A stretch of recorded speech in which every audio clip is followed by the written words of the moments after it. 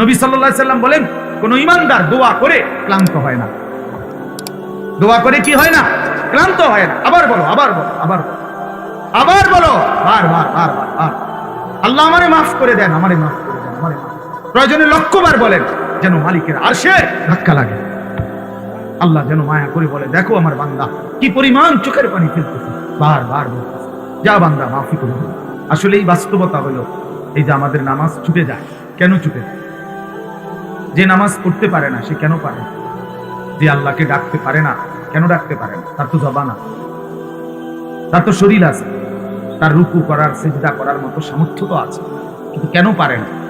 দিনের পরে দিন যার নামাজ পড়ার সুযোগ হয় না, কেন? এটার মূল একটা কারণ এটা যে আল্লাহ তাআলা তৌফিক না দিলে বান্দা আল্লাহকে সিজদাও করতে পারে, আল্লাহকে ডাকতেও পারে না, আল্লাহ পাকের সাহায্য লাগে।